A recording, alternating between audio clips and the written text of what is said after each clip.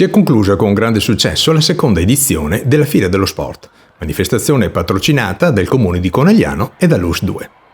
4 giorni dedicati allo sport inclusivo che da giovedì 6 a domenica 9 marzo hanno visto la partecipazione di 18 società sportive dislocate su 4 sedi: la Prealpi San Biagio Arena, il campo da rugby, il Palasport e la piscina comunale. Abbiamo raccolto l'opinione di Pier Antonio Motti, coordinatore sportivo della SG Volley Conegliano. È stato un esperimento ottimo perché ha visto il coinvolgimento delle scuole, che è fondamentale per noi società sportive, e anche è stato gestito in maniera ottimale con i giri nei vari campi di gioco e una partecipazione importante da parte degli alunni, insomma numeri importanti.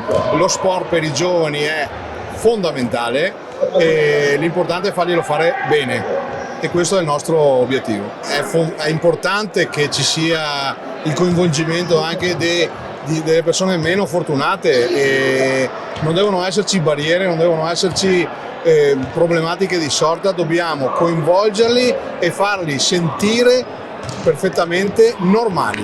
Con il motto "Il diritto di non essere campione" si è voluto promuovere lo sport non agonistico tramite i valori di inclusione, integrazione e socializzazione. 1800 studenti e 100 soggetti diversamente abili hanno potuto provare queste discipline sportive: baseball, basket, bocce, calcio a 5, cricket, danza sportiva, e-cross ginnastica, fitness, karate, kickboxing, pallamano, pallavolo, parkour, rugby e scherma. Perché è importante praticare attività fisica per i giovani?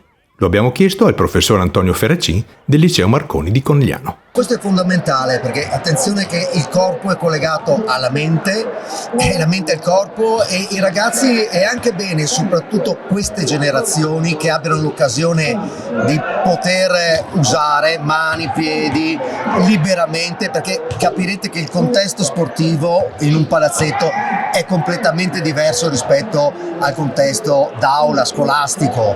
Oltretutto qui si ritrovano tutti quanti insieme in un grande contenitore, oltretutto una manifestazione organizzata veramente bene. Vedo i ragazzi sereni, contenti, e lo sono anche i grandi che stanno con i ragazzi, perché è reciproco, ovviamente è reciproca la convenienza, fa bene come sempre alle diverse generazioni. È una grande esperienza che va necessariamente ripetuta, lo dico soprattutto per i ragazzi.